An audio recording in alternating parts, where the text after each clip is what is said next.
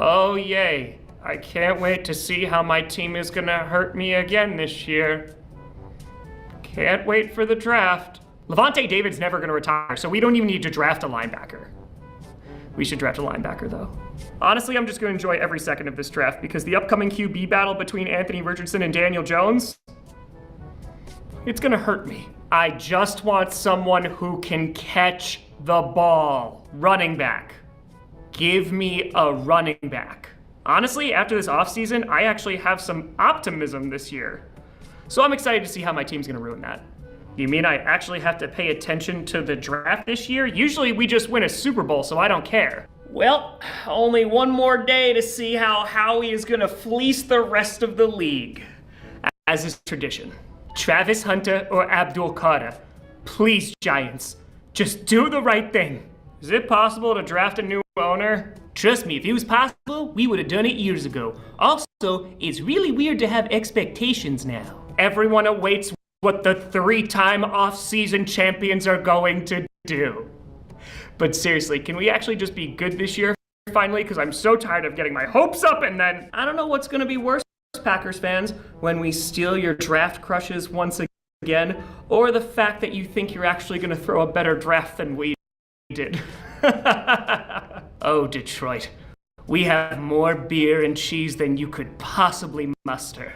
The only thing I'm worried about with this draft is actually how we're gonna draft. Please don't screw it up. Yeah, the draft is important and everything, but can we fast forward to the part where JJ McCarthy's really good and we win a Super Bowl? Please and thank you. In case I don't like the draft pick, flag. My expectations are so low. I have to be happy after this week, right? Right? Okay, this is the year. This is actually the year that we draft an edge rusher. I swear to God, if it's another quarterback. Is this the week where my team actually gives me something to be happy about? Please, Jerry. Honestly, this is the best I have felt in years. We're not the worst team in the league. Bryce Young is looking good, and yeah, I think things are working out. I just jinxed it, didn't I? Draft all the O-linemen. No, give me all the offensive linemen. By the way, does anyone want Kirk Cousins? Still available. Kirk Cousins, anyone for Kirk Cousins? I just hope by the end of the week, if people are upset with the Cardinals, it's because they picked the wrong Pope and not the wrong draft pick. I don't know what I'm more excited for, picking in the first round again, or Aaron Donald coming out of retirement to lead us to another Super Bowl. Okay, there's like no way we can mess this up, right? What's the point of drafting anyone? They're just gonna leave you in a few years in free agency. I don't think my team could hurt me any more than they already have, so yay draft. Hey, if there's anyone on the draft board that doesn't force us to score 45 points a game, that'd be great. I have no doubts that we're gonna do well in this draft. Where I do have doubts is after the regular season. You know, in the playoffs, at least I know that however our draft goes, the rest of our division's gonna be a complete disaster. He's not wrong. I'm a simple man, and I just want an offense that doesn't make me cry every week. Please just save me from Aaron Rodgers. Please.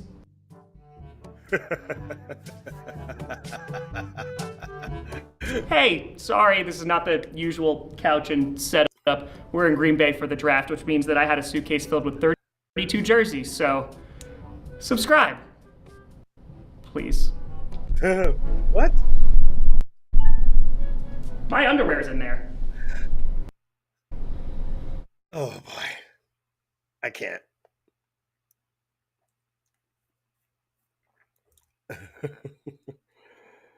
The following is a presentation from Bleacher Brothers.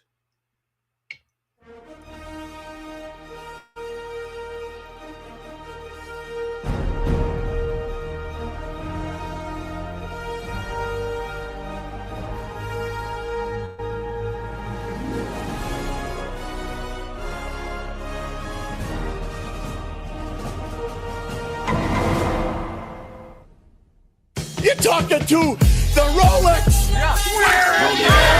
Diamond ring. Hit stealing. Woo. Wheeler dealing. Limousine right. Bottles and bitches believe me back in business. The shit I be smoking is highly recommended. This all of my niggas pushing the limit. Mile high got me.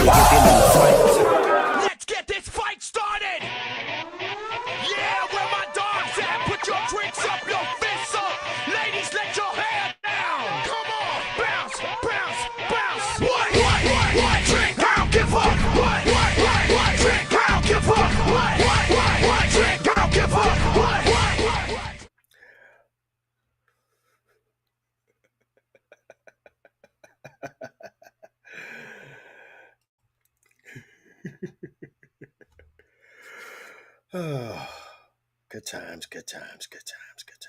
We're not getting Ashton Genty. Go ahead and let that dream die. Why does Mel Kiper keep mocking us Amari and Hampton? Maybe if we move back, I can see us taking Amari and Hampton. We need to get T-Mac. He's the best receiver available. I'm Team Matthew Golden. I'm Team Matthew Golden if we move back. See, you took that picture of Jerry Jones. It could be a misdirection. I'm just happy Micah showed up to OTA. We're not trading Micah. Stop. Hear me out. We trade back and we get Luther Bird in the third. Watch us take Shadur Sanders. Can you imagine? If the Giants draft a quarterback, I will laugh so hard. I just need the Eagles to have a bad draft for once. Watch us move down. No, we need to trade up for Jalen Walker. Always take the BPA. I need a Will McClay masterclass this year. We can't miss this draft. I swear if we take a tight end early, I'm gonna riot. Tyler Warren is a different story though. He's built different. He could be our running back too. We stay put, we drop Michael Williams. Why would we draft a running back early if this class is deep at running back? I still think we can trade up and get Travis Hunter. We do need a cornerback. I don't care if Will Johnson didn't run the 40. What if T-Mac and Genty are available at 12? I don't know about Shamar Stewart. Like the production's just not there. I like Trayvon Henderson in the second. Did he take an official visit? Easier to get a wide receiver 2 in the first round than the second round. Why would we drop Cam Scatabo when we have Hunter Lipke? People are gonna be mad, but watch us go O-line in the first. We gotta replace Zach Martin somehow. Are we ever gonna pay Micah? Do we know when DeMarvion Overshone's gonna be ready to go? We need Agent Zero. CeeDee Lamb needs a legit wide receiver too. He hasn't had one since Amari Cooper. Joe Milton is not competing with Dak for the starting role. This is why no one takes you serious. As long as we don't draft the Taco Charlton when a TJ Watt's on the board, we'll be fine. Need the draft to get here already. Like, life without football is no life at all. This sucks. Like, what am I doing? I'm a grown man. Oh my God. Ladies and gentlemen, welcome to a special edition of The Aftermath.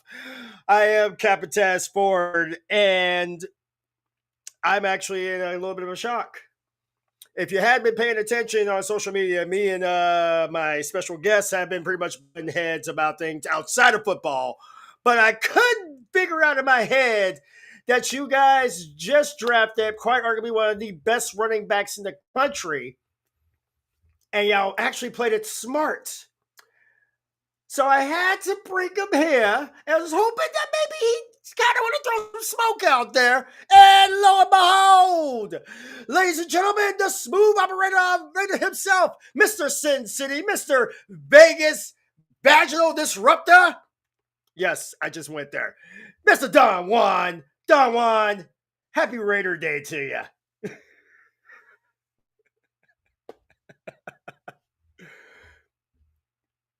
Wait, I'm not hearing you.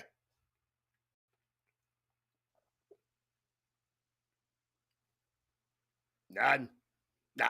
See, this is why we do soft openings. We do it Vegas style. We do soft openings. We've had this problem before. I've had this problem a lot of times. I'd say check the headset and check the stick at the bottom. If you're not seeing that little speaker thing kind of fly up every now and again, it could be that. I had to run through it at least 2 or 3 times.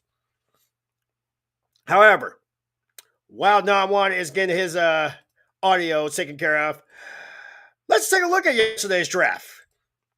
This is a little segment we call Good News, Bad News, and it's got some stank on it. So, here's how round 1 turned out, folks. This is how round 1 turned out for, well, let's just see. Let's just say there was a lot of trades, there was a lot of movements, but the 1 and 2 pretty much went exactly as we expected it to go. Cam Ward, number 1 pick of the draft, goes to the Titans. Travis Hunter via Cleveland chose not to get Travis Hunter, so chose to trade at the last minute. There he is. Trade at the last minute for Travis Hunter, who is now a Jaguar, which means that Trevor Lawrence has some good arsenal of offense, and that defense might even be pretty eruptive itself. Should be interesting. But the Browns got that. They decided to flip around with Jacksonville. They took Jacksonville's number 5 pick. They went after Mason Graham. And of course, we have to talk about the Cowboys. Tyler Booker is now the latest Cowboy. Michael Williams actually went prior to him, new edge rusher for the 49ers. But the big story out of this top 10 was the fact that Not Cam Ward going number 1, because we figured it was going to be Ward or Sanders or Shedeur Sanders. We figured Travis Hunter was going to be right up there, either at number 2 or number 3. The big story out of this one, after all the years of the disappointment that Raider Nation felt with the number 6 pick in last night's NFL draft, the Vegas Raiders selected Ashton Jeanty out of Boise State, which brings you into the equation, my dude. How do you feel about having Jeanty in the black and silver? There were 2 running. They had to get a running back. You can't be True. like 32nd and whatever they've been the past few years, after letting Jacobs get out the door. So I was looking at, I've seen enough games of Jeanty. He's legit. His numbers, and again, granted it's college, his numbers after first contact are incredible. He's got solid low build. He's got good explosion, good change of direction, a lot like, Saquon Barkley. The only issue for the Raiders is, can they build a good enough offensive line in order to give this kid some holes to work with? Because that's been their biggest problem. They've got decent running backs. Even when Jacobs was here, in spite of the one season he had, a lot of times they couldn't block long enough for him to get even up to the line of scrimmage, let alone get beyond it. So I see the Raiders in this draft, when they get to the second round and they have multiple picks in the following rounds, they're going O-line. They got to build that up. And they made some good moves. And truth be told, bringing in Pete Carroll and what's the offensive coordinator's name? I can't think of it off the top of my head. Chip Kelly. Those are good, solid moves. And oh, by the way, having Tom Brady kind of hanging around, just another, pair of eyes to kind of overlook some of these decisions. I think they're on the right track. Do I think they make the playoffs next year? It's a tough division. I kind of doubt it. I'm just looking for progress. I'm just looking for competitiveness game to game, particularly with the offense and a decent defense. After that, nobody knows. But keep in mind, this is the third year that the Raiders have changed coaches and GMs. So sometimes you got to get some stability in here somehow. And again, after matriculating through USC, I trust Pete Carroll. He's going to be great. I don't know, but he's not going to be Josh McDaniels, and he won't be, unfortunately, Antonio Pierce, who I kind of like.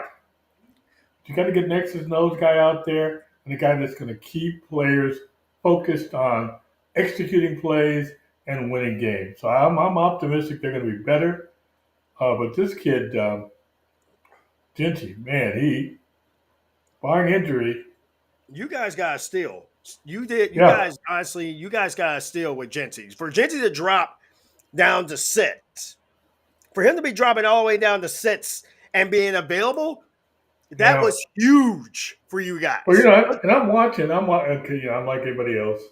I'm watching all the mock drafts. I'm getting panicky because the last mock draft I saw from, I can't remember who it was, had Jeanty going number 5, I think, to the Jaguars. Yeah.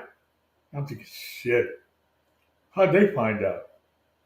But then I'm watching on draft night, when they go up to get Travis Hunter, I'm thinking, we're good. We are good. Because I knew what the Browns were going to do. They were going for more defense, and this guy was going to be available. But yeah, he could be, I won't say steal of the draft, but I like what I've seen. And let me get to one point, though, real quick about Go ahead. The elephant in the room, which is Shedeur Sanders. I'm not a talent evaluator. I'm just a fan. I watched the game. Somebody needs to convince me that he wasn't the second best quarterback in this draft. That brings up the next question I got for you then. I hear all the other stuff about, he pounds the ball too much, takes too many sacks. Like, yeah, but the guy had 40 some odd touchdowns against D1 competition, and I think 5 or 6 interceptions. He had a bad offensive line. So yeah, go ahead. I'm sorry. What was your question? So that brings up the big question I have here. Who is your biggest, and this is kind of a two-parter. Who is your biggest shocker of the first round, and who is your biggest disappointment of the first round? Well, in terms of disappointments, Yeah. well, I would have to say Shador Sanders' disappointment, but not for anything he didn't do. Honestly, and again, not a tight end evaluator. My job's not on the line. I'm sitting there with the top 10 pick. And for a minute, I kept thinking, okay, I was thinking, okay, fine. If things stay as they were and the Jaguars take Genty at 5, I'm jumping all over Shador Sanders. I'm sorry. True. Here's So, my. again, Go ahead. Go ahead. No, No, I'm go just ahead. saying, it's like, I'm not a smart guy when it comes to talent. But you and I have been watching a lot of football over the years. I'm not knocking these evaluators and GMs and whatever. But sometimes you can just overthink, and too many times you can have your ear for all the noise outside of your organization. And I think that's what's been happening here. Again, I saw almost all of Colorado's games the past couple of years. And aside from that performance in their last bowl game, I got to look at those numbers. It's like, no, if that's not good, then what the hell was everybody else? So, he's going to get drafted today. I would assume some smart and some player personnel person who will in the future, declare that, he's smarter than everybody for doing so, will draft him in the second round. I'm still hoping because the Raiders have the 5th or 6th pick. They might move up, but like I said, I think they're going for offensive line help. But damn, I don't get this one. Now I know, people don't like Dion and they think he'd be looking in over the shoulder, whichever team that drafted him, and in particular, might be positioning himself to become the next coach of that team. So I can kind of see where there'd be a little, uneasiness about it. But I think this kid's pretty damn good. And I think he can be taught some things that he may not know or be able to do now for the pro game if he could sit for a year and just let it flow. Man, you can't that kind of talent doesn't just grow on trees. So that was my disappointment. My shocker to some extent was the guy that the Giants ended up drafting at number 25, and that was Jackson Dart. Not because he's not good, because I saw him when he was at USC for like 3 games, whenever that was, 2018, 19, I can't remember. Right. But he impressed me. Then when he went to Mississippi, I'm thinking, okay, this kid's pretty good. Again, knows where he's at in the pocket, keeps his eyes down the field, got a really good arm, and knows how to make plays. I'm not arguing that. I just didn't think that he would be available at 20. Excuse me, that he would come up and get drafted number 20. I get the Giants thinking, and I'm always cautious about trying to replicate the past. I get it. Yeah. And again, the Giants thinking was, I guarantee you it's going to show up in a lot of their information. Well, we drafted Eli, quarterback out of Ole Miss. How'd that turn out? So maybe it's an Ole Miss thing. I don't know. Maybe it is. Maybe that's what the biggest problem is with him is that it's an Ole Miss thing when it comes when it comes to the Giants. Because the fact is that you had Jackson Dart and you had Shador Sanders on the board, and for the fact that I'm literally at the last stretch of work when Jackson Dart gets drafted, and I'm like, what? Yeah, I knew he was moving up, but not to be the second pick overall, second quarterback taken. But again, like I said, I've seen his film too. I can't knock the kid. He's got a great deal of talent. But I think for the Giants, they just didn't want to deal with Dion. Like I said, they're playing the head game of, well, we drafted a guy out of Ole Miss before, kind of like the same body type and whatever. So we'll just do it again. You know and I know. Every time I look at what the sport is, particularly when it comes to player selections or whatever, trying to replicate the past is a ticket to disaster. I can't tell you, as a Laker fan, how many times the Lakers in the past 30 years been trying to draft the next Magic Johnson. Ain't gonna happen. We all didn't expect this, of course, but I feel like here's my stance on this, and I'm gonna be as blunt as I possibly can when it comes I to know it. where you're headed. I know where you're headed. Go ahead. I am a fan of Shador Sanders. I'm not gonna lie. I am a Nope. fan of Shador Sanders. Me too. And this is as big as it is because you and me, we're both holy men. We both were raised. We're actually raised by Christian mothers, Christian grandmothers, Christians. Period. So we know for a fact of basically what being humble sounds like. Now let's introduce the world to what it actually does sound like. We all didn't expect this, of course, but I feel like with God, anything possible, everything possible. I don't feel like this happened, for no reason. All this is of course, fuel to the fire. And under no circumstance, we all know this shouldn't have happened. But we understand we're on the bigger and better things. Tomorrow's the day. We can be happy regardless. Legendary. Now, Yeah. we've Go ahead. seen drafts before. We've seen drafts before.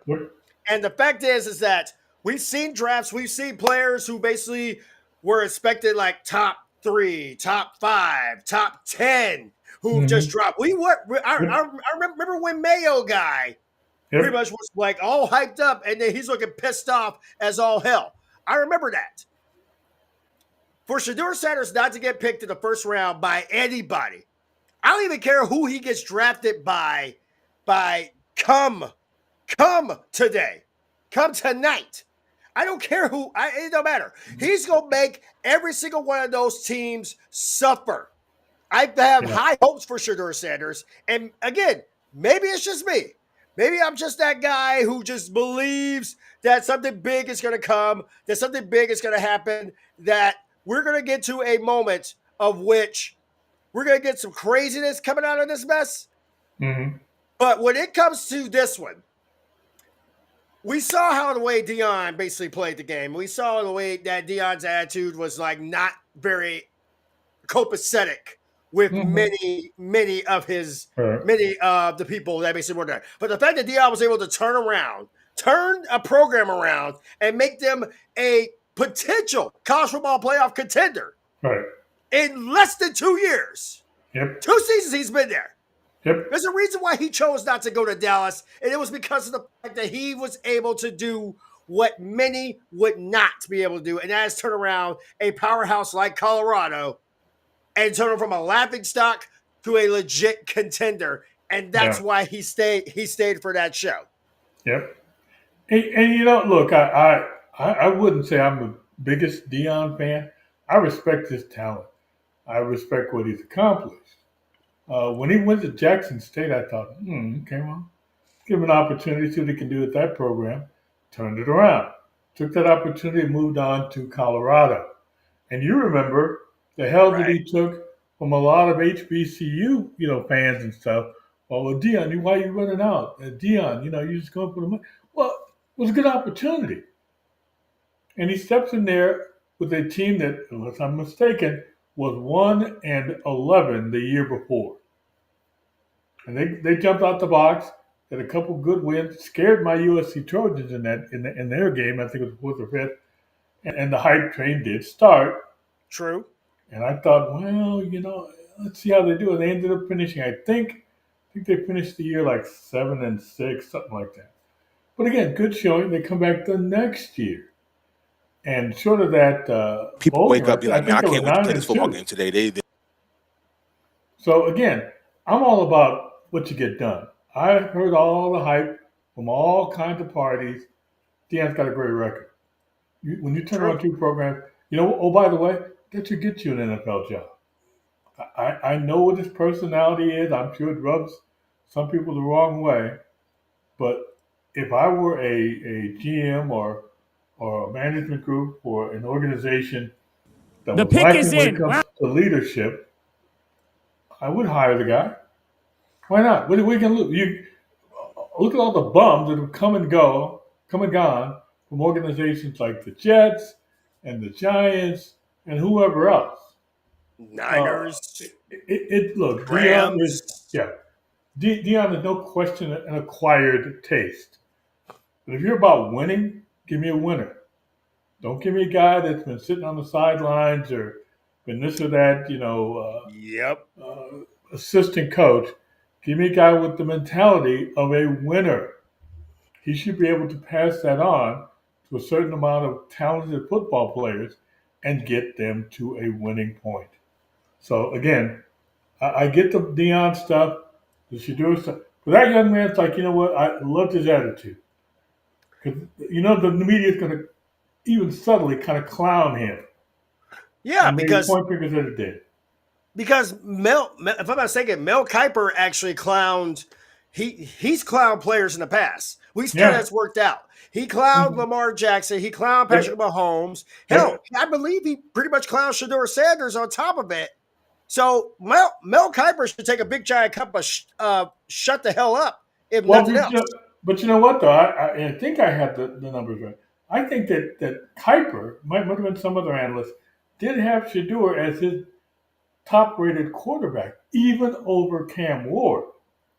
It's just some of these other guys. And again, it just gets to be so much of an echo chamber. And these guys go on TV, and they're afraid to really take a stand. It's guesswork anyway. So it's like, you don't know. And again, I can recall going back, the only time I ever really faulted Mel Kiper is when he convinced me and other Raider fans that, what was the kid's name now? Out of LSU. This is going back, painfully back quite a ways. God, I can't think of his name now. Quarterback that the Raiders took number 1 overall at LSU, complete bust. And Kiper was all over it. Oh, he's great. He can throw from his knees. He's got a rifle for an arm.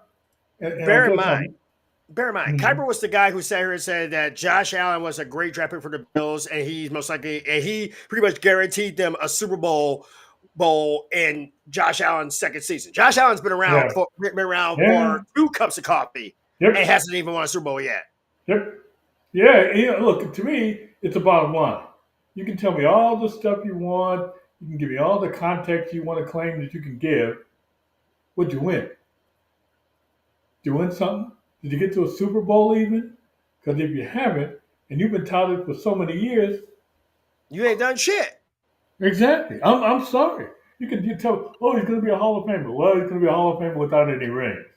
Pretty much, I believe Dan Marino is literally the essential role, because Dan Marino will always be basically one of the goats with the quarterbacks. Yep. But Dan Marino never won a championship. Peyton Manning broke records. Tom Brady broke records. Mahomes broke records. Yep. But they all have rings to back their asses up in case people sit here and say, why is he going to the Hall of Fame? He didn't do nothing. Oh, he won rings. What did he do? He broke some records too. This is what it came down to with me when it came to Shador Sanders not getting drafted in that first round. If his ass is not the first mother-loving pick, the first pick out of day 2 of the NFL draft, then my biggest question is going to be, what the hell is the NFL trying to do? Because they're just basically, they're adding that motivation on there. I don't even care who the hell it is. The Giants needed a quarterback, and they went with Jackson Dart. The Steelers needed a quarterback, and they went with their defensive line. I'm not going to knock it. No, but ultimately they're going with Mason Rudolph, unless, and again, only the Steelers could make the mistake of saying, "Oh, you know what? Yeah, we're going to pass on this kid, but we're going to sign Aaron Rodgers. That's what we're going to do." I'm gonna sit here and I'm gonna try and keep this one as cordial as possible, because I know there's gonna be some fans who's gonna watch this clip. So on the screen right now, you see Tom Grossi, Matthew Golden, I believe, actually got picked. Yep. Matthew Golden actually got picked with this pick, and again, this is Tom Grossi, a very, very, very good content creator. Great shows he does like during the season. We've used his stuff for the longest time, and he's been amazing with it. He's been very appreciative of it. So, Tom, I'm going to say here, get the people what they want. However, following this one, I'm also going to give the clips of the good news, bad news, good idea, bad idea when it comes to the Steelers. There's going to be 2 clips coming with that. It's going to be the Steelers celebrating that Shador Sanders didn't get drafted. And it is also going to be the other side of that Steelers not drafted Shador Sanders, let alone a quarterback when they had their chance. So I'm going to let this play because I'm going to sit here. I'm going to do one better. I'm going to reload I actually bought some top shelf scotch that I've actually been waiting for this moment just to sit here bring this up. So I'm going to bring this to you, and I'm going to let you see. I'm going to get your thoughts on all of these as soon as they're done playing. The pick is in. Wow, they hit 0, though. The Chargers took all of that time. I thought they were going to skip and potentially go to the Packers here. So here we go. The Green Bay Packers. Golden is there. Do they break the 23-year-old curse and finally draft a wide receiver in the first round, which is the most overplayed narrative every single draft year? But here we are. And ladies and gentlemen, the Green Bay mother-loving Packers are on the clock. 6:42 to go. It's not going to be Sanders. Stop bullying me, Internet. Yeah, there's a couple of guys that they can go. They could go Will Johnson here. They could. They can go Josh Simmons here. That'd be something. Campbell would be like a low-key pick that maybe they could. Golden, of course. Hairston has been there. Mike Green, he's an option. Just let me have a nice pick, please. Just let me be happy. I got into a trade alert with the Lions. Nay. The pick is already, and you can't hurt me now. Nice try, Lions. Can't hurt me this year. And here comes Roger Goodell with the man responsible for getting the draft in Green Bay, Mark Murphy. Let's go, Mark. Mark announcing this pick is perfection. Let's go. It's unbelievable. Let's go. Mark, don't break my heart now. FD praying bad things. Don't you put that on me. Don't you put that on me. Is Mark Murphy going to be the guy to finally give us a receiver after 23 years in the first? We're not picking Shador. Don't you put that voodoo on me. I'm so, again, I am elated for this freaking city, man. It is packed there. Let's effing go. Let's get it. All right, I'm not looking at the chat. We ain't getting spoiled. We're just going to, in Green Bay, Wisconsin, 23rd pick. Let's see. 13-time world champs. Come on. Oh my God, the first time since 2002, they drafted a receiver. Oh my God, for the first time in 23 years, it's Matthew Golden. It's Matthew Golden. Green and golden. Put it on the shirt. You are a Green Bay Packer. Wow. I have goose. I'm going to be honest. Watching his reaction. And I actually did not see this clip before it got sent to me. But watching his reaction just made it 10 million times more epic. And I'm not even a Packers guy, but just watching him just react like a kid who just got the golden ticket, all pun intended. Pretty much just sat here and just made it epic when it comes to this one, because I wanted that kind of excitement on round one, day one of this draft. But my Rams, they traded out. Yep. But they at least got a first round pick for next season, which I'm okay with. And they've gone a while. You know, they made some trades earlier on, some years back, where they were handing out, first round draft picks like they were lollipops. Like that. Slow down. That I get it. And the thing is that the Rams hadn't been in a first round. I think last year was the first time that they were actually in the first round of the draft in ages. But they got what they wanted out of all those trades, which was a Super Bowl. And not only that. Not only that, I'm sure you saw, their playoff game against the Eagles in the last playoffs. They are positioned. They are ready. Honestly, I am more hyped up. I'm hyped up more about my Rams this year, this upcoming season, than I was when they basically were just running around chickens with their heads cut off. They Yep. like honestly, they're ready. And if Grossi, if you are actually legitimate on the belief that AD is going to come out of retirement, there's a good thing I have his jersey already. I need Pukas to replace my Coop. Mhm. But you know, I'm gonna let certain somebody hint dumb one. I'm gonna let him go ahead and buy that one for me. If you need to, I got a website you can try out. I think it's like $24 or something like that, and it's actually good looking. I tell you what, because again, we're talking. The last time I was a Rams fan, even though I grew up in LA, Yep. almost 50 years ago, I cut them loose 76, the year I graduated college. And I just had enough. I was like, you know what, these boys, yeah, they're good, but they're kind of bland. And the lady I was seeing at the time was a Raiders fan from Oakland. Wait. You graduated in 76? Yep. Folks, take a look at this picture. I want y'all to understand this picture.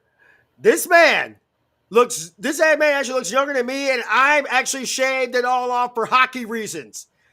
This mofo still looks younger than me without it. I have to admit, though, there was a little bit of hair coloring. You suck so fucking badly, Don. But anyway, go ahead. I'm sorry. Go ahead. I'm sorry. No, but you know, so anyway, like I said, the Rams were kind of in that. When they moved to Anaheim, I was done with them. Like, you can move out the hood, you're going to go to Orange County, which is ultimately where I ended up. But anyway, I had enough. I became a Raider fan. Raiders won the Super Bowl that following year. I've been hooked to that for quite a while. I will say this much, because I looked at what's the kid's name, Verse, the defensive tackle or lineman. Man, he may not be the second coming of Aaron Donald, but he is what they used to say, like agile, mobile, versatile, and hostile. And bear in mind, Jared Verse is a rookie. Yep. He was a rookie last year. Imagine how mean his ass is going to be, knowing full well they could have taken out the defending, got close, heavily disputed Super Bowl champion Eagles. Yes, I'm still going ham on that because honestly, Eagles fans, you guys can kiss my ass because you guys were, again, y'all were calling for this guy to get fired after the Browns game, and y'all won the game. And then y'all all of a sudden was here going to the streets and celebrate. God, rest in peace. Rest in peace, thoughts and condolences to the kid who ended up dying. I believe, either the championship game or the Super Bowl, the one that died because his ass went on the fucking lamp pole. But I digress. So we talked, and it's a nice little segue we just did there because speaking of Philly, we go to the other side of the river, to Schittsburg. Now let's just set this up. The Steelers have two guys, Skylar Thompson and Mason Rudolph at quarterback. Shedeur Sanders is still on the board. Jackson Dart is still on the board when this was prior to the Giants taking their pick. So everybody's kind of wondering, are the Steelers not to see here because they're probably still hoping and praying that Aaron Rodgers is going to become a Steeler when he's done when he's coming off of his whatever acid trip he's on in the Andes. And I said acid trip in the Andes, which is probably what his dumb ass is on. But this is the portion where I say good idea, bad idea. This is basically the good idea. This is the good idea part. If it's Jalen Milroe, will you shave your head? Yeah, fuck it. I'll do it. Okay. If it's for Jalen, I'll do it live. He'll do it live. Okay, I don't think it's Jalen. Oh, there we go. I hope not. That will be the funniest thing on earth. Here's Mel Diaper. Oh, there we go. It's Mel Kiper. Here's Mel Diaper Jr. Who the hell is Mel Kiper? Who is Mel Kiper? Thank you. Didn't he die this past year? The GM who said that? I thought Mel Kiper was dead. Here we go. Former break. Here it is. Let's go. Jeebus, hold me. In the 2025 NFL Draft, the Pittsburgh Steelers select Derek Harmon, defensive tackle, Oregon. You can hear the roar in this crowd that is just surprised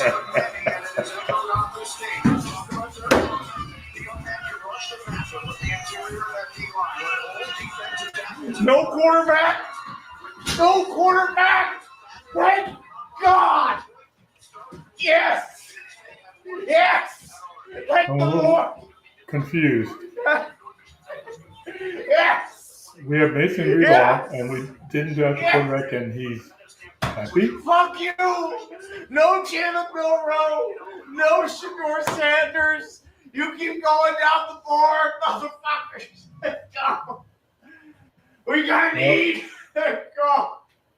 Oh, my God. Somebody needs to wake this guy up and tell him, give him 2 words. Mason Rudolph. Thank God. I know you did. Wait. I know you didn't just say that. Thank Lord. Wait. Come on now. Mason Rudolph? Isn't Mason Rudolph still like concussed from when he got his helmet pretty much shoved up his ass? That's what I'm saying, though. It's like, why would you be excited about not getting any quarterback? I know. And being left with Mason Rudolph. I mean, damn. Was Jimmy Garoppolo not available?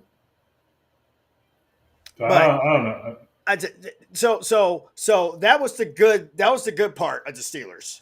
Mm-hmm. Let's go to the bad. Oh, this is gonna be fun.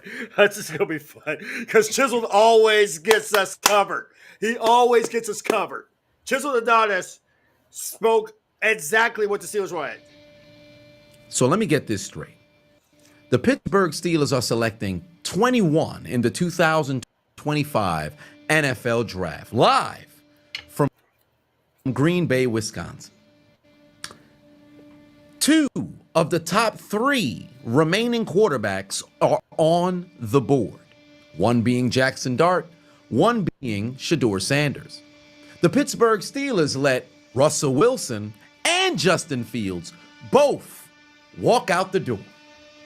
Our current quarterback room is Skylar Thompson and Mason Rudolph, all while we're awaiting a response from a 41-year-old man who's fixing to turn 42 in December, who needs hallucinogens in order to make it through an off season, who was born during the Reagan administration. I'm gonna be honest. I think I was born during the Reagan administration. That's kind of a low blow for me, but you know what? Hey, I was born during the Eisenhower administration, 6 months after the Truman administration. 40 years. Why you gotta be rubbing that one in my face at this moment? Just saying, it's Why you gotta be rubbing that in my face? That is the part that gets me the most about it right now. Is you had to go there with that, but I'm hoping to look about as smooth and suave as you do when I hit your age. I can at least have that to back me up. But I digress. Chiseled, after you. And we select a defensive lineman? What are we doing? What are we doing? What are we doing? Even if you didn't buy into the hype and all of the media attention of Shador Sanders, we don't have a quarterback. Literally, what's the worst that could happen at this point? Oh man, we don't have a winning season. We weren't projected to have one anyway. And most people would probably want to mess around and tank or something of that nature so we can stop being in the perpetual winning season of 10-7 and 9-8. But we choose a D lineman, and no disrespect to that young man. I hope he goes on to have a prosperous career. But we passed on a quarterback for what? Our quarterback room is Skylar Thompson and Mason Rudolph. Chris Boswell might be throwing passes this year. What are we doing? Release us from the genjutsu that we just so happen to be caught underneath, because every single move this offseason makes no sense. We traded to get DK Metcalf. We've got George Pickens, if I'm not mistaken, entering the final year of his contract, or maybe he has a 5th-year option, whatever the case may be. We have wide receivers that don't have a quarterback to throw them the football. And we about to bank the future, the foreseeable future, on a 41-year-old man who needs crack in order to make it through an offseason, who don't even know if he wants to play football anymore, or perhaps, what about if Kirk Cousins becomes available? A man who don't got no Achilles. We waiting on quarterbacks who don't got no motherfucking Achilles. This what we doing? Is this what we're doing? What kind of general manager kind of thought process is this? What kind of head coach sort of thought process is this? We could take a quarterback, even if it's not Shador, and we go Jackson Dart.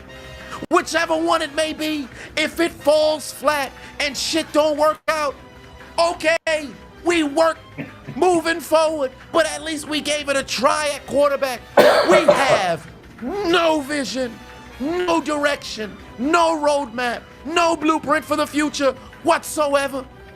We sitting here with dicks in our hands. We might trot out 70-plus-year-old Terry Bradshaw to go throw the motherfucking football. Big Ben is a podcaster. He might as well come out here and throw the motherfucking football. This is ridiculous. What are we doing, son? 21, right there for you. Stars align. The very same number in which his father wore to enshrine himself into the Pro Football Hall of Fame. We could have got Shador. Or if we want to go and go Jackson Dart, we could have went there too. But oh no, fuck the quarterback position. We got wide receivers. Nobody got to throw them the football. They can throw the ball to themselves. The center snaps the ball into the ethos. Somehow the football makes it to the wide receiver. Touchdown Steelers. We lose 28-13. What the hell are we doing? What are we doing?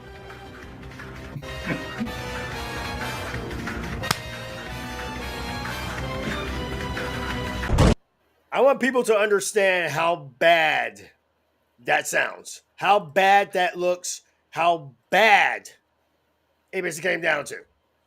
Because Chisel Don has been a lifelong Steelers fan. He's made many videos based off of this. He did a whole, the Tupac's Hit 'Em Up. He did a whole ass remix of that when the Steelers lost to the Browns at home in the playoffs. So it makes perfect sense. Here's the problem I've got. Here's the biggest thing. I can understand that the Steelers wanted to work on their defense. I legit understand that beyond any shocker. I understand that.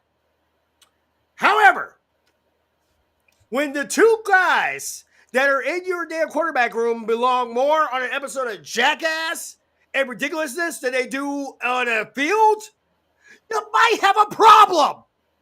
And you got literally Jackson Dart, Shador Sanders on the board, and you decide, no, I'm just going to go with TJ Watt's replacement.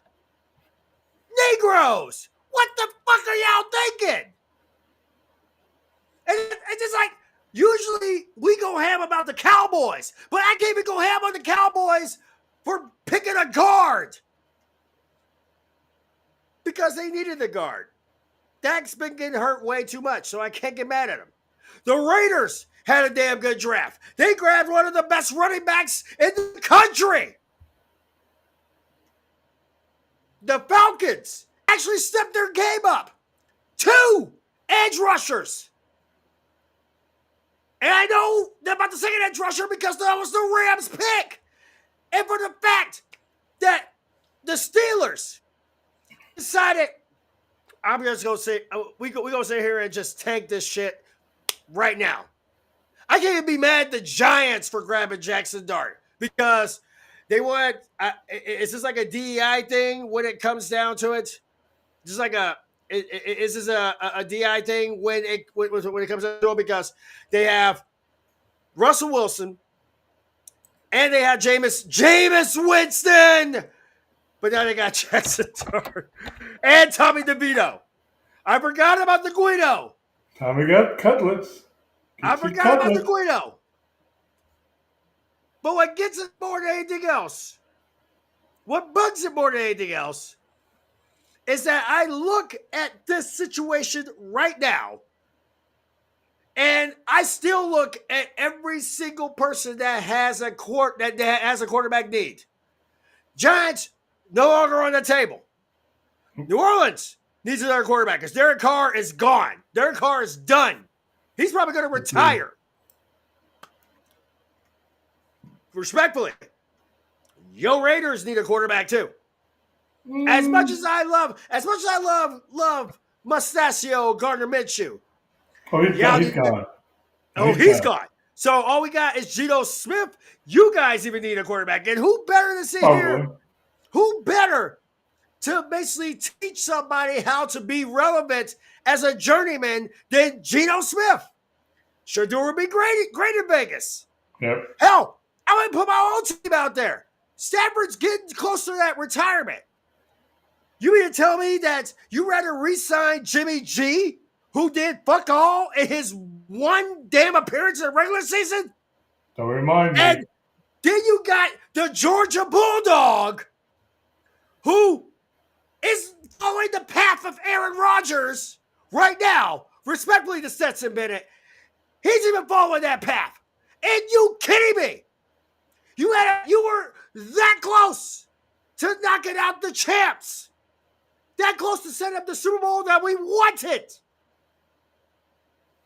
In theory. But y'all chose Stetson Bennett and Jimmy G. And you got a chance to sit here. I'm not even going to lie. Can you imagine Shador Sanders in that offense? We may be talking about the Nets' Michael Vick. And he just got moved to the second round? Yeah, here's one thing, though, real quick. Because it's run the Raiders and I think a number of organizations, with the exception of the draft the year before. The Raiders, like a lot of clubs, fall in love with these SEC boys. Give me an SEC tackle, running back, anything, and I'm going to be better. Well, other than Brock Bowers, which is the exception to that nonsense, I haven't seen it for the Raiders. I can't tell you, because I blocked it from my memory, how many SEC offensive linemen and defensive linemen the Raiders have drafted in the past 10 years, who are now either out of football or whatever. I don't know where they're at. So this idea, the one thing I didn't want, because I saw it in a mock draft, was the Raiders were going to take an offensive lineman out of the SEC. And I'm thinking, don't if you do that, I'm going to have to start taking hostages, because apparently you guys aren't getting the message. Not having that. So fortunately, they get Genty. But I'm telling you, that's still the thinking out there that you just give me an SEC guy and we're going to be good. And I'm just not, particularly at the quarterback spot. Now again, you have exceptions. You know, you have, the kid in Philadelphia and so on. So I get that. But it's like, people just assume that, hey, they got to be good because they've been on good teams. They played in a tough conference. Not necessarily the case. So, I think the Rams, again, to go back to the Rams, I think they're set. I don't see, I think they might need another running back. Maybe a better tight end. They look ready to roll. In that division, San Francisco on the slide, Seattle is Seattle, and the Cardinals are the Cardinals. There's no reason why the Rams can't win that division going away.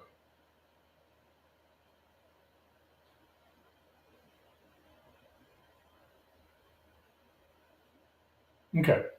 So again, to go back to, this draft and everything is set up, Cleveland's got two of the first 4 picks in the second round. Why they wouldn't draft Shador with one of those picks would be beyond me. I mean, the Browns, they have 2 of the first 4 picks, 33 and 36. they should draft Shador and get this over and done with, for God's sake. Oh, by the way, what have the Browns done at quarterback? I mean, you go back to their history, their recent history, it's a mess.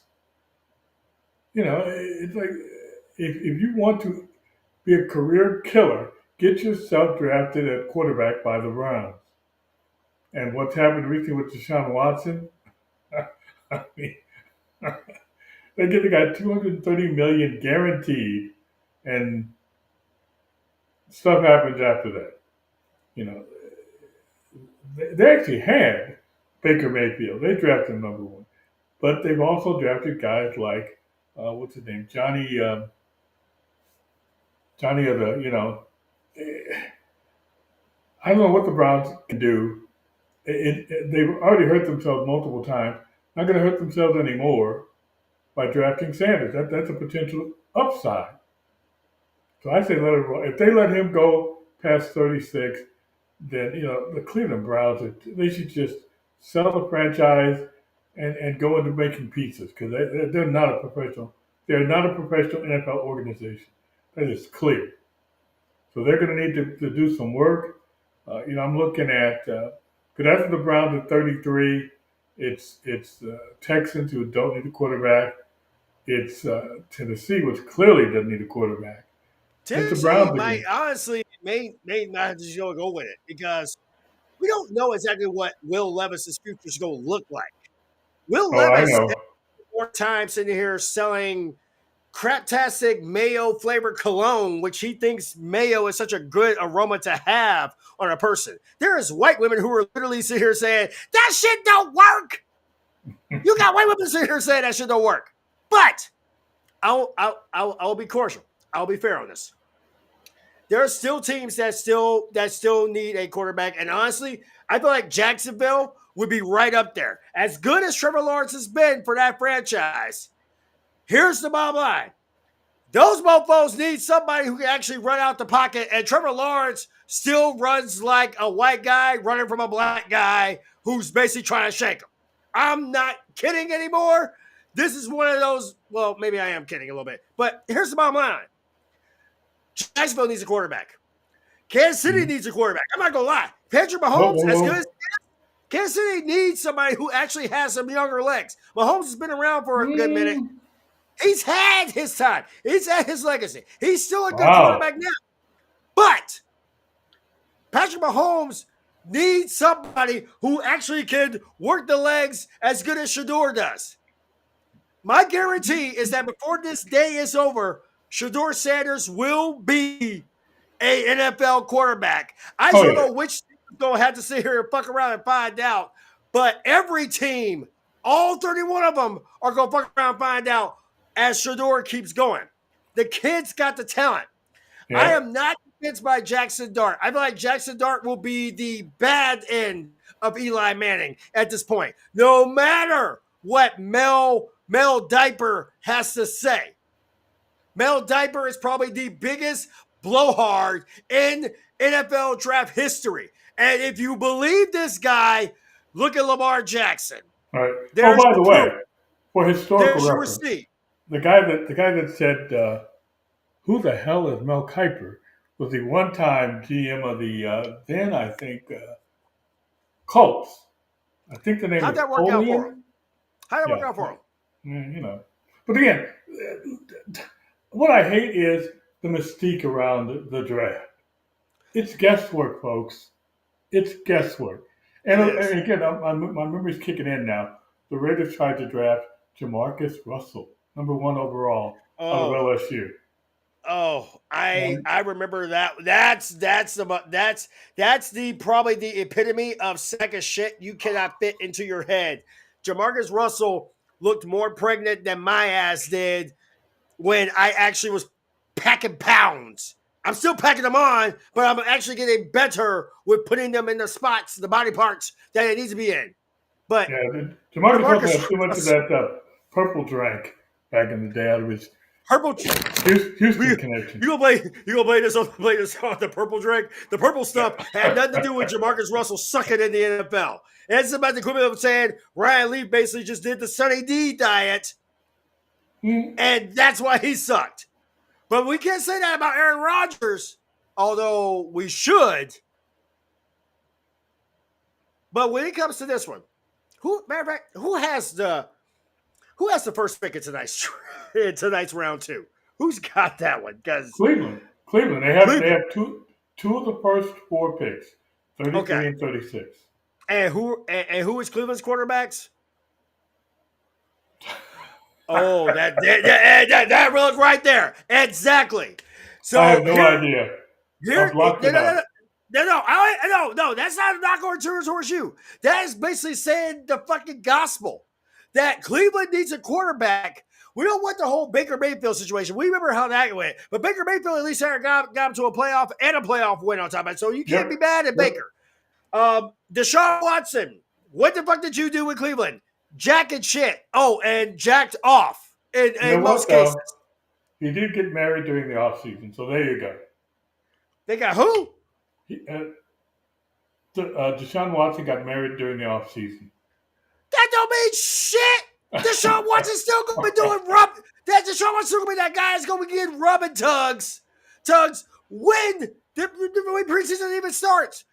In training camp, he's going to be training those women to rub and tug them right. That is all that he's going to be sitting here doing.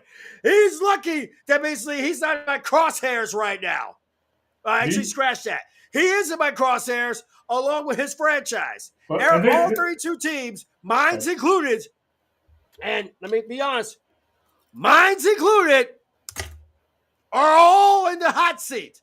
Because by the time I do my show tonight, by the time I do the slamming show, because bear in mind, just got done with WrestleMania. Still got done with the week of WrestleMania. I still got SmackDown tonight. And I've already sat here and I've gotten the RKO I wanted to get when Randy Orton popped up on Monday night. I've gotten my shit.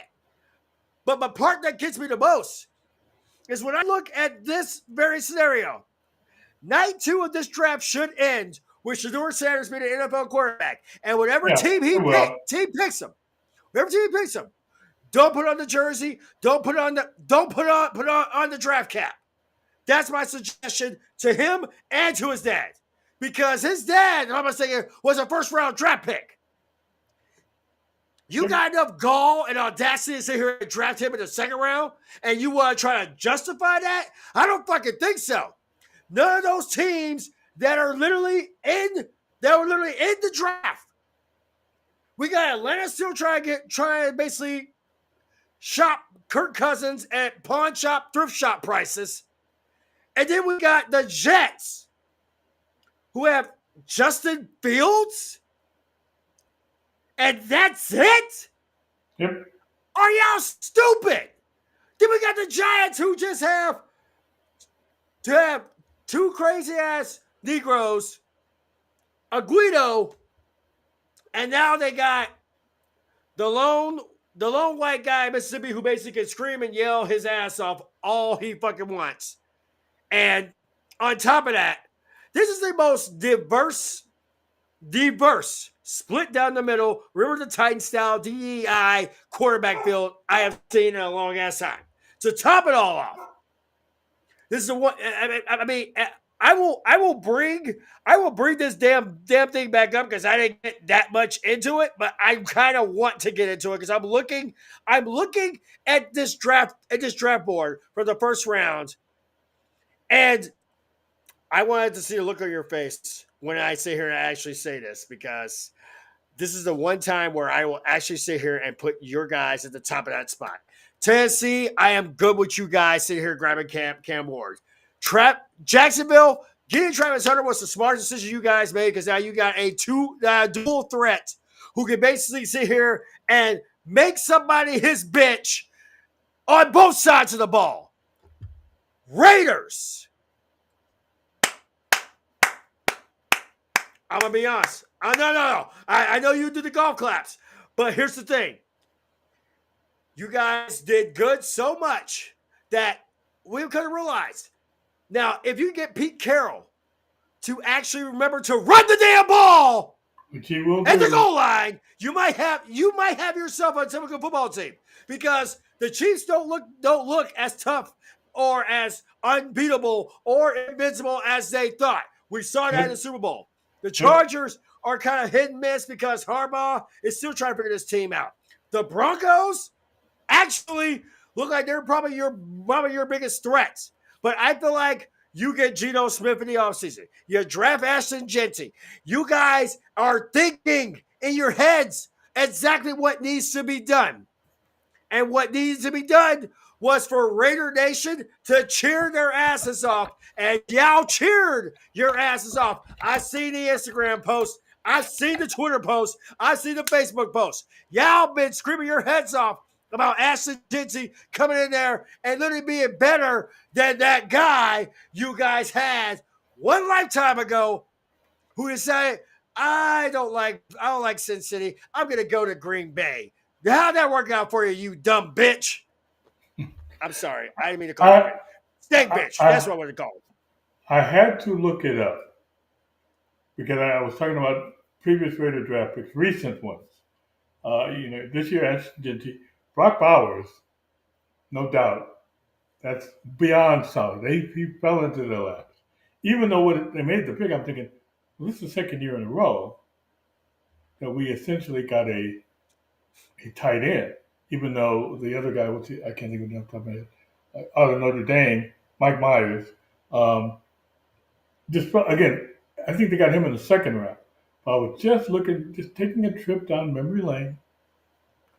In 2023, and again, this is more, I guess, Big 12 than anything else, they drafted defensive end Tyree Wilson. I don't think he's ever going to make much of himself. But the one pick that they made on the night that they made it, I am still screaming about it. 2021, the Raiders with the 17th overall pick selected tackle Alex Leatherwood of the SEC in Alabama. And I'm thinking, I never even heard of the guy. Alex Leatherwood sounds like a porn name. So the name of some guy that you want to play defensive tackle, he busted out. It's like, man. And 2 years before that, in 2020, I'll never forget this draft. And there's kind of a sad story attached to it. I remember the draft night, because this was during COVID. So everybody's at home. And the Raiders with the number 12 pick wide receiver out of Alabama, Henry Ruggs. And you know that story with, the vehicular manslaughter and all that stuff. Nope. Don't even want to think about Henry Suggs when it comes down to it. Great player, stupid human being. That's what I think about when it comes to Henry Ruggs. But normally I don't get into how guys look on draft night. Right. Like last night, some of the suit choices were not up to my taste. I do think that kid Golden, though, he hit it. That was a good-looking suit. True. But some of the rest, you got all this money.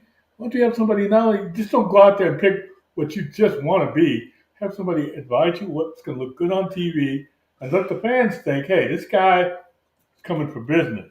That pink suit. Here's why I come to it. You might as well just come out there and basically a pair of slides, a pair of shorts, and whatever team you're going with. Go with that route. Don't even show up to the damn draft. Just do like a cookout. Here you go. And sit here and just hold up the shit like everybody else fucking did. Because I'm gonna be honest, the last thing I wanted was to see a video of somebody in Utah getting celebrated. Like, are you kidding me? Utah already sits here is already basically what I've called the skid mark of the West. That's what I call Utah. And Arizona, you're right up there. You're 2 steps behind it. So don't even go there with me on this. But there was one more. There was at least one more person I wanted to get in this one. And I think we've used her before, but Annie. Mm-hmm. I need you to come in and just make some sense of this madness, please.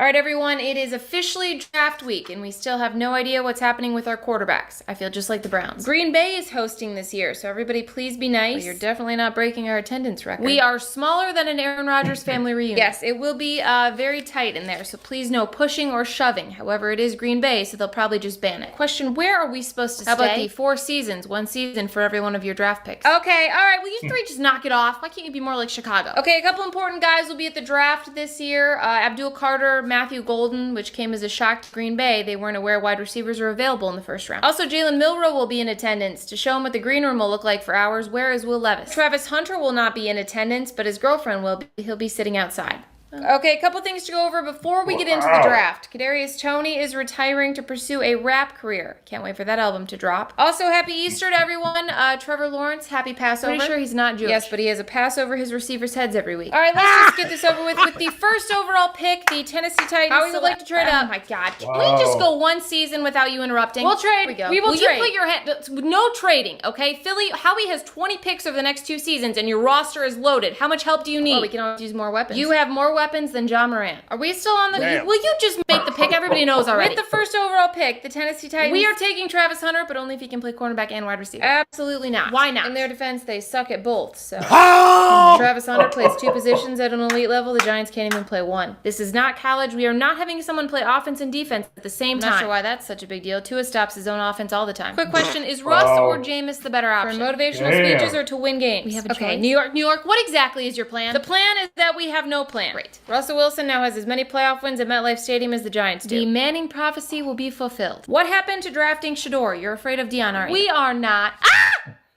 Sir, you are softer than Jalen Brunson. Okay, moving on. New England, you are on the clock. We are thinking Will Campbell. I would say that's a reach at 4, but he can't reach very far. His arms are not that short. The Land Before Time called. They want to know if he's available for a live-action remake. Will you ask him what it was like working with Woody and Buzz? All right, let's check in with Jacksonville. How are you doing? Did you guys know you can draft guys from Michigan? At this point, we'd be preparing for Jalen Walker or Michael Williams, so we're doing great. Okay, next. Are we on the clock now? Sure. We are taking Jalen. Ashton Genty, we are taking Ashton Genty. Okay, Milroe, that's unexpected. No, Walker.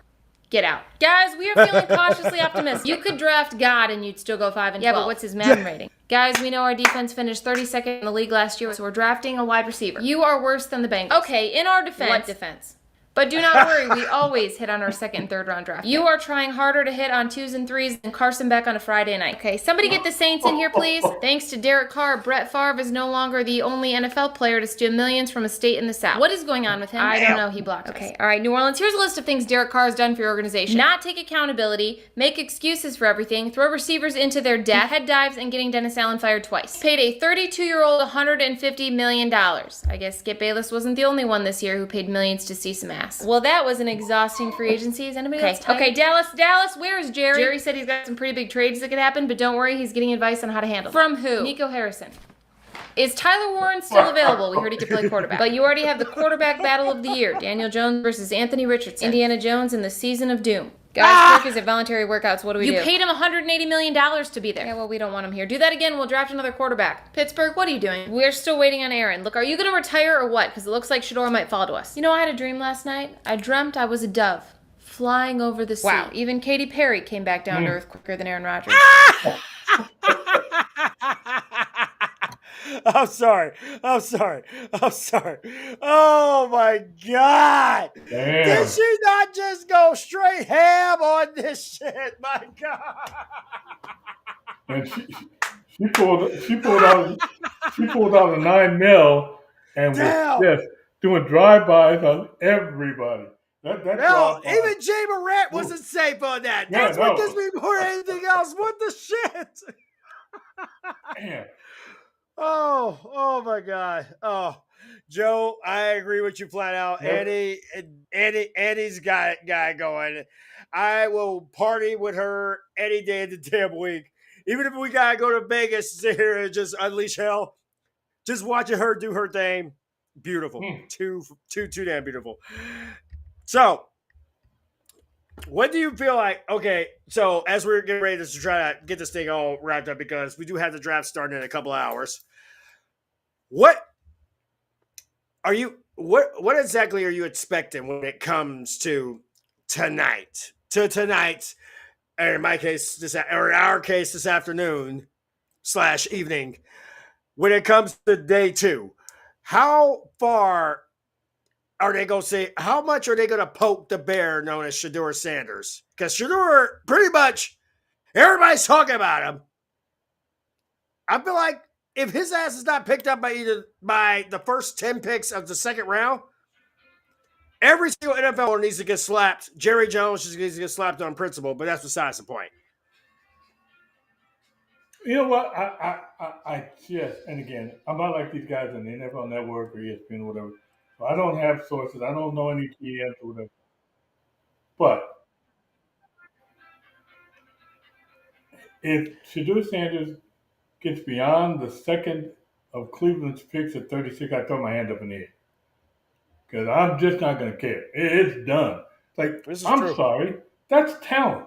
If you don't see that there's a sufficient amount of talent to at least draft and develop, then I'm done with you guys. Because then now you just all, it's one big circle jerk. Nobody's looking outside the circle to see what the hell's going on. He ain't lying. He ain't lying. And the fact is that, yes, every team still has some needs to go with. But Pittsburgh still needs a quarterback. Yeah. You guys let Russell and Justin walk. All you have is basically two white guys who belong in an episode of Jackass. And there's no respect to basically any of the white quarterbacks. So Jackson Dart will probably outshine both of those morose motherfuckers in Schittsburg. But the fact that, now look at this, and I'm looking at this just from your perspective. Geno Smith will most likely outshine Derek Carr. He'll probably get the Raiders back in the fucking playoffs while Derek Carr is still sitting at home basically beating himself because of the fact that he couldn't sit here. Like, bruh, how many times you got to hurt yourself before you start realizing that maybe it's time for you to retire? Hell, they say it's the big show in WWE for Lord knows how long before he finally caught on and realized, you know what? Instead of retiring, I'm going to go to AEW, wrestle a couple of matches, and then I'm going to retire. That right there is not going to work for you.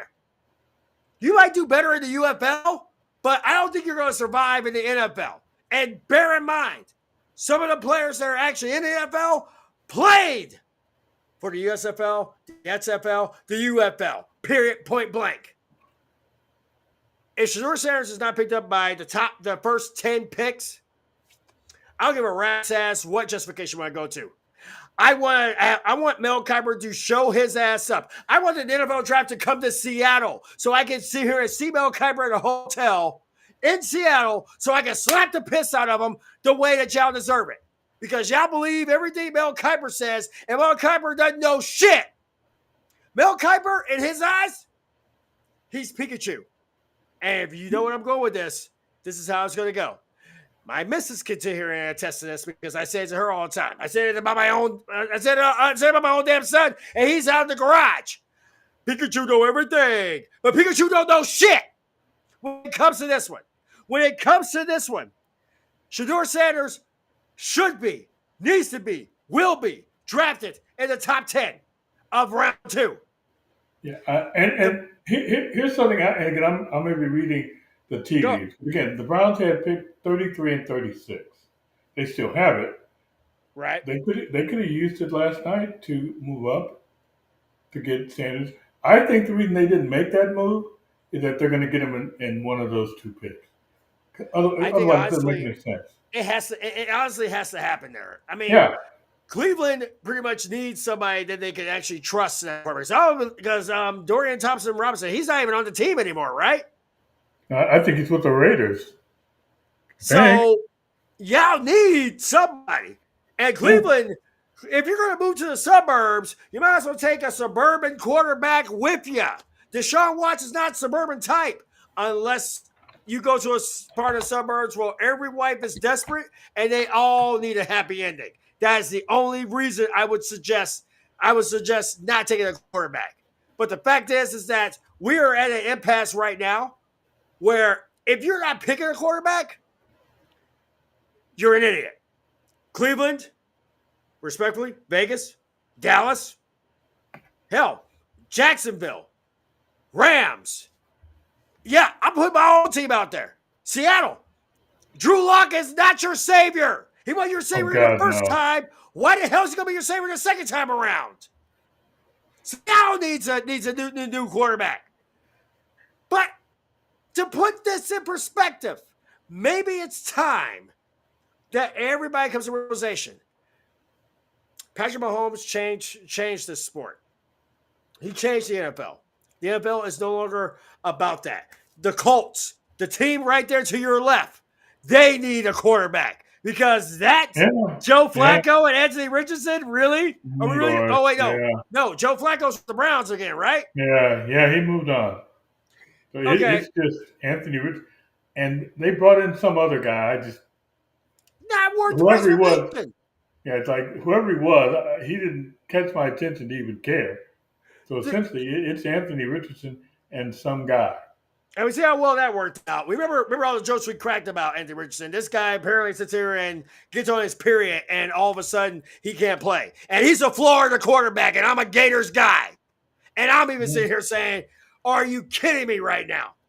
This is what it only honestly comes down to on this. I just started to take a gander at Bleacher Reports. This is their mock draft for the second round. And their pick, with the first pick in the second round, number 33, the Cleveland Browns, according to them, they're going to select Shedeur Sanders. As long as they don't listen to Mel Kiper's stupid ass, they should be fine. In fact, the NFL should just erase Mel Kiper from the equation because his ass ain't shit. Joe, I'm actually curious about that. This is what it comes down to. Shedeur is going to basically call his own shots. This is what it comes down to on this one. Shedeur Sanders should have been a first-round draft pick, and yet for some reason, everybody was picking their players as if they were about to get snatched. Schittsburg doesn't have a quarterback, so they will pay this man a 5-year deal. They will pay him a 5-year regardless of what the hell they think. What? You think Skylar, Tristan Thompson, and Mason could cuss Rudolph is going to basically do anything for the Steelers? I don't even think that. And you know what? The Steelers do not have, from what I see, they don't have a second-round pick. This is kind of what it comes down to in this one, is that if Shedeur's not, and this is not me advocating, this is not being an advocate for Shedeur Sanders. Although if Shedeur Sanders is picked in the top 10, Dion, that contract you just signed with CU, I'll take it just a little bit. I just use some beer money for the year. Hell, some scotch money for the year. I don't care. Pick it. Your choice. But what it comes down to for me is that Shedeur Sanders should have been picked in round 1. The guys that pretty much got picked, most of them probably would have been available in round 2, but they wanted the moment. They wanted the moment for Jackson Dart to go, yeah! Who gives a shit? Jackson Dart. If Jackson Dart's going to become the new Eli Manning for the Giants, he will be gone probably by his fifth year. I have no faith in Jackson Dart. Even with him being an SEC guy, I have no faith in him. And I usually have no faith in SEC quarterback. He's not going to be Daniel Jones. I think he's going to be better than that. Because again, I've seen him. And again, that's just basic things. It's not, you don't look at a guy and look for the spectacular stuff or the real dynamic stuff. But you at least want a guy where you can see where he's grounded and his fundamentals are good enough to build on. That's what I see in this guy. Beyond that, I don't know what he's going to do. Here's what it comes down to, and the guy that works at 7-Eleven was actually working today, and I looked at him and I went, Jackson Dart? And he just started losing his mind. He started laughing his ass off. His coworker was giving him hell for that shit. And what it came down to it for me was there's one guarantee for the Giants. If this game plan that they had last night does not work out, if Jackson Dart becomes the bust, because we always know there is at least one bust in the NFL in the first round of the NFL draft. If you don't believe us, just ask Jamarcus Lawrence. Just ask Ryan Leaf. Hell, you can ask half the guys who basically are sitting here making my burger at Jack in the Box, who had those aspirations and failed miserably. Not everybody can be Cordell Stewart. Oh, by the way, let me bring up a name from the past since they are the crosstown team. Remember Josh Rosen? And how Oh, teams jumped up to get this I boy and can't he was forget going. his nose. I can't Oh, forget. I can't forget the nose. and again, Josh Nosen. I saw him enough. And again, I'm just giving deference to Jackson Dart. Yeah, I never understood that one.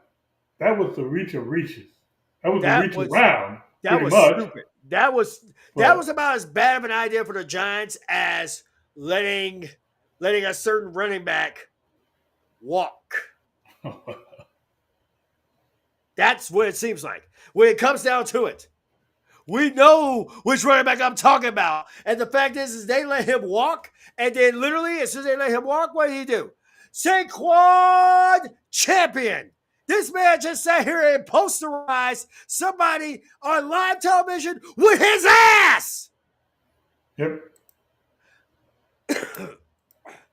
To put it as bluntly as I can, as nice as I can, the Giants do not know how to draft to save their life. The Giants suck at drafting, and that's what it basically boils down to it for me. And Shador better not even go into a Giants direction. Well, I will say, look, drafting Abdul Carter, pending whatever his injury situation turns out to be, that's a good pick. I'm not saying he's the second coming of what's the kid down in Dallas? More the same number 11. Cooper Rush? No. I'm talking about defensive lineman at the Cowboys. Micah? Yeah, I'm saying he's not that second coming. But again, I just go on what I see. He's good. Is he going to be a good enough scheme to have significant impact? I don't know. But should they have taken? I'm thinking what else is available. Well, again, once Jacksonville jumped up to get Hunter, that's all that was left. They weren't going to draft an offensive tackle. Here's the thing. You just compare pretty much. Did you just compare Shador Sanders to Micah Parsons? No. I was comparing Abdul Carter. Abdul Carter. Okay. Abdul Carter will be better than Micah Parsons because basically Micah Parsons is basically being a punk ass bitch. Let's just put it as nice as we can. Yes, Cowboys, it's your turn now. Micah Parsons is the guy who's basically playing for practically peanuts right now because his contract's about to go up, and Jerry Jones apparently is either got his head too far up his own ass or his Viagra has worn off. This man does not have a boner to save his fucking life. Micah, for the fact that he's basically excited about this Cowboy season, I'm going to tell you how this Cowboy season is going to turn out.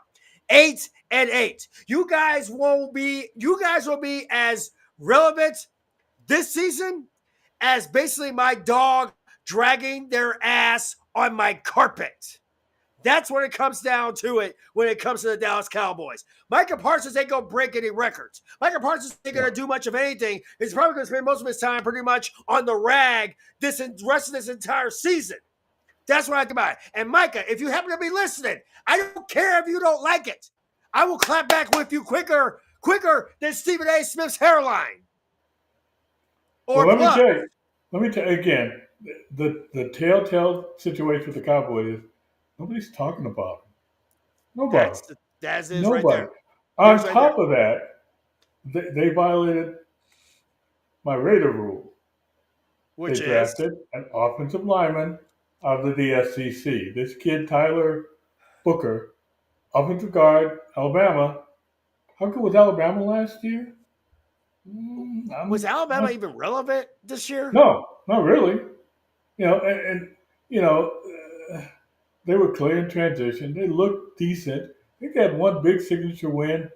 But man, if you saw that squad in the bowl game that they had, I did. I laughed my ass off at it every single moment. I did. I mean, Nick Saban's catching checks now from ESPN. He had to be laughing. Like, I'm getting paid and I'm not having to deal with this crap. That's a given. Yeah. And this is the biggest thing, is that we go into night 2 and we're trying our hardest. We're trying our hardest to sit here and actually come to some kind of relevancy when it comes to these guys. When it comes to them, it's one of those things of where Dallas needs to come to make peace with the fact that they are not America's team anymore.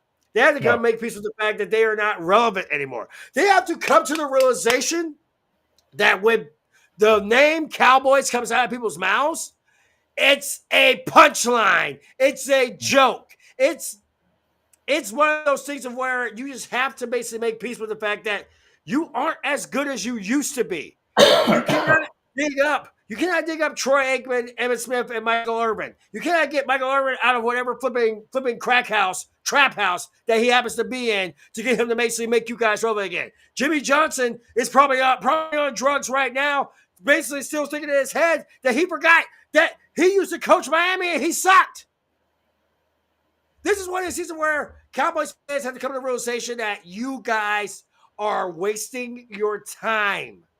And you guys should just go ahead, do the smartest thing in the world, and maybe burn all that Cowboys BS. And you need proof. J.D. Vance was just at y'all facility, and that's your living proof of how bad your team sucks. I will say one more thing about the Cowboys. And again, they're projected in the second round to draft a running back. Again, another unwritten rule that I have is never draft a player named Trayvon. Sorry, don't do it. That never worked out. The Raiders did it 3 times in the past 15 years. None of these guys ever turned out to be any good. So they're looking to draft he's not Trayvon, he's Travion Henderson out of Ohio State in the second round. Why not just bring back, what's his name, Elliott? He's still playing? He's still in the league? Zeke Elliott? I'm not sure, but I can tell you at this very juncture, do you really want to bring back Zeke if you're a Cowboys? I mean, for nostalgia, that's one thing. But if you're trying to make yourselves relevant in this season, this upcoming season, where the very team that Chow kept saying over and over would not win a Super Bowl, won a Super Bowl, you kind of need to get a little bit better with your shit. Just put that out there.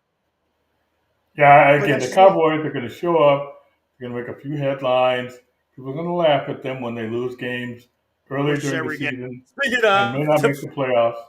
Is your window, I'm sorry, but is your monitor literally sitting here actually just hearing what we're saying? It just throws up the fucking team we're talking about?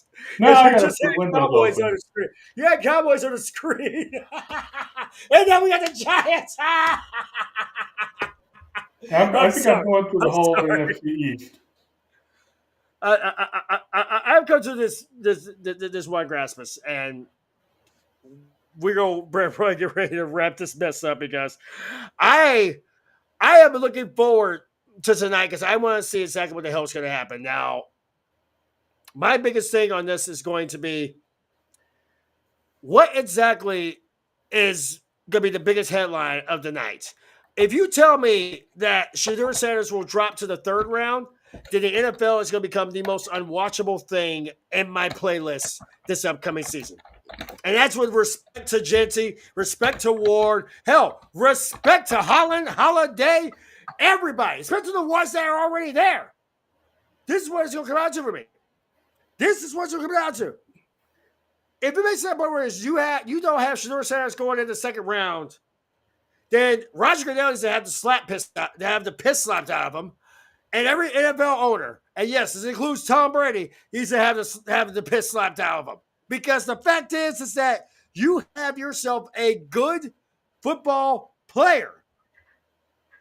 And you go leave him hanging. You go leave to the point where you go basically be like, no, we're not going to have him because of the fact that because we know his dad. Who gives a shit? When his dad was playing, it was entertaining. Yep. I just took a gander at the Vegas books. There's a couple of them. Their odds for Sanders to be drafted number one, the first pick in the second round, are minus 150 to minus 170. So that's pretty damn certain. I clearly wouldn't bet against it. So all signs point to it happening. Again, but you have to bear in mind, it's the Cleveland Browns. Johnny Manziel, Baker Mayfield. What was that kid's name out of Nebraska some years ago? And of course, Deshaun Watson. Who the hell knows what they're going to decide to do?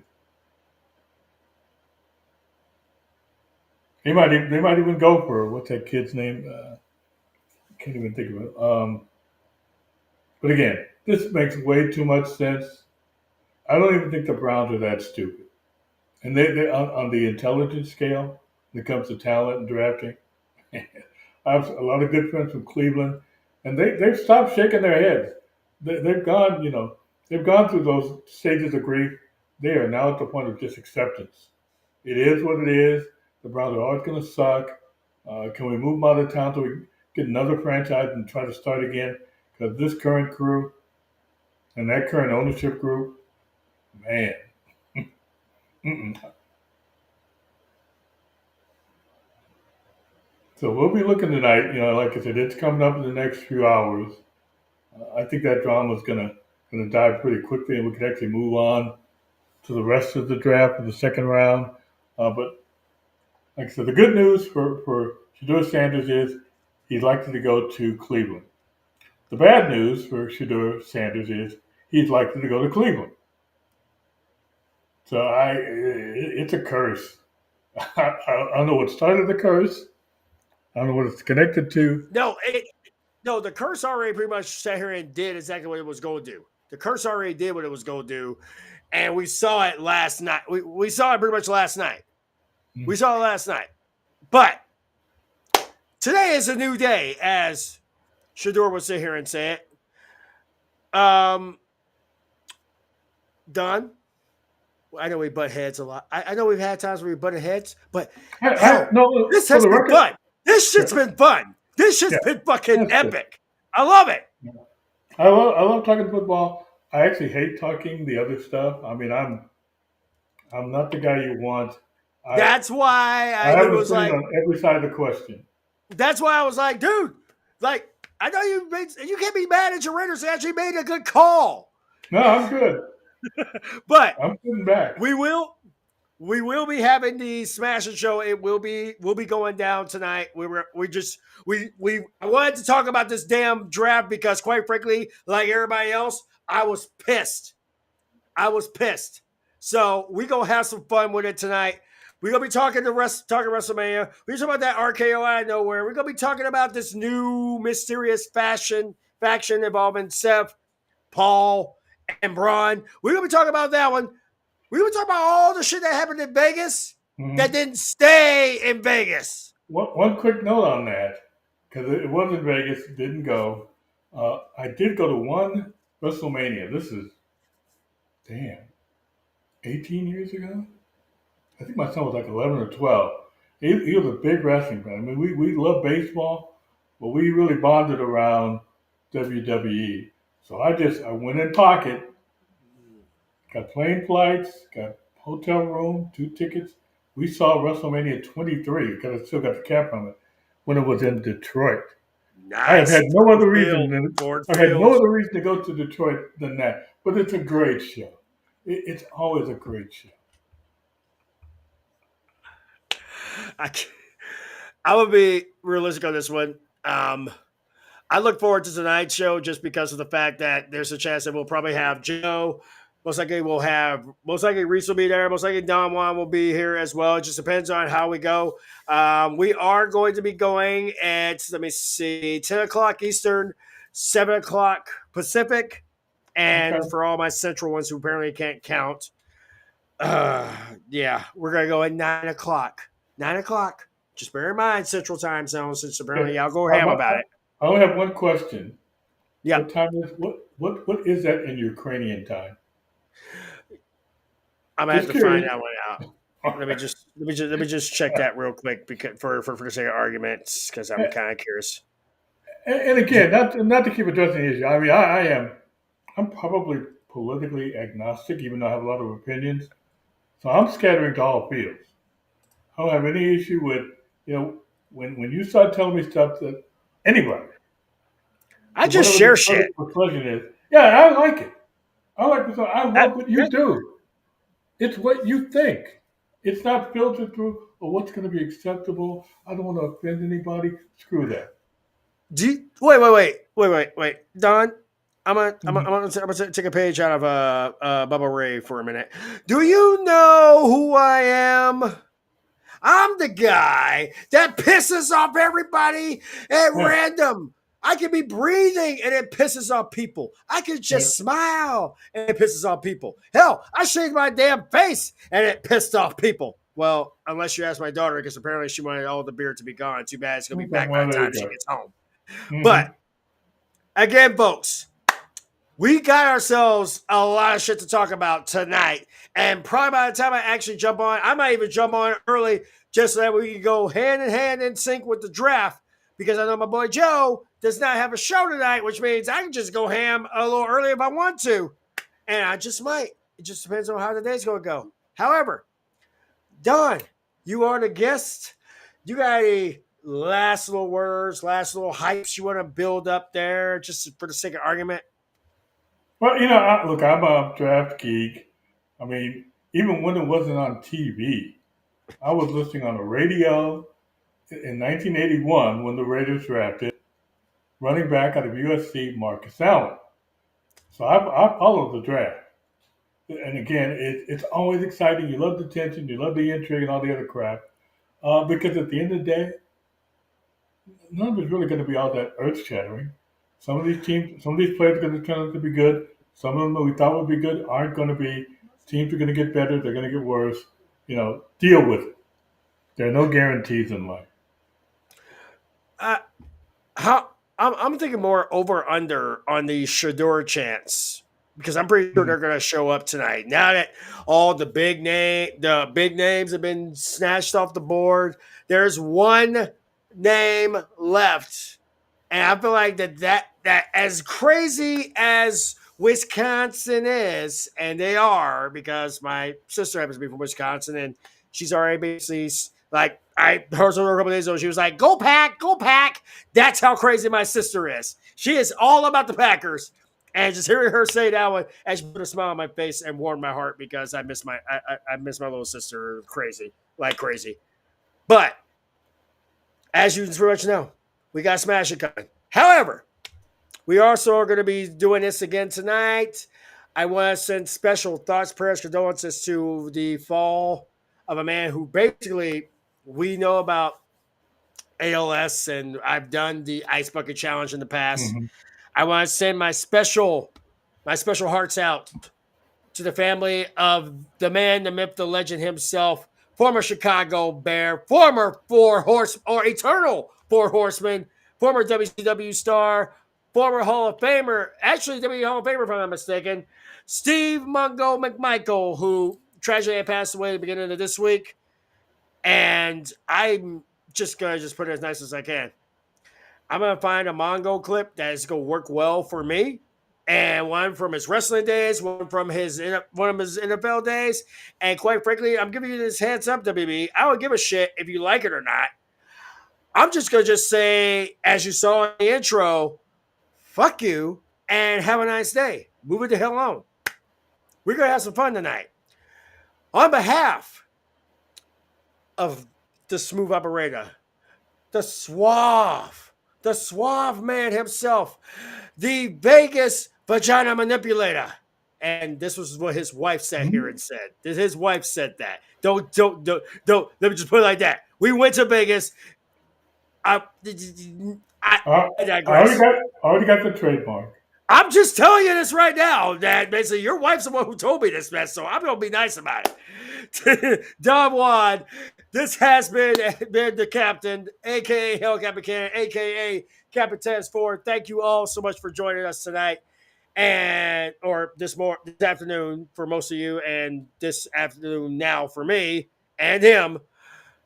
We're going to run it back tonight. I might do it a little bit early just because of the fact that the draft will be right there in the background. I kind of want to see who's going to have the balls to give the NFL the finger, especially most specifically Pickle Rick Jerry Jones, because we know for a fact that he wants Shador Sanders and he just wants to just lie to people about it. So, on behalf of Don Juan, Rockin' Reese, Joe Q, my homeboy OG, This has been a special edition of the Aftermath NFL Draft Edition.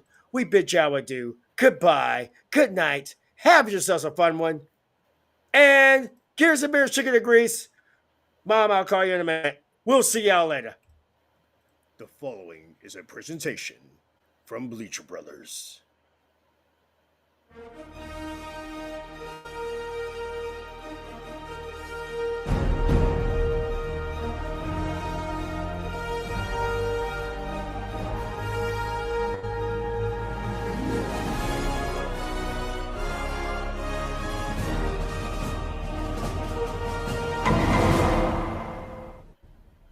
You're talking to the Rolex. Diamond ring first. Hit dealing. Woo. Wheeler dealing. Limousine right. Bottles and bitches, believe me back in business. And the shit I be smoking is highly recommended. This for all of my niggas pushing the limit. My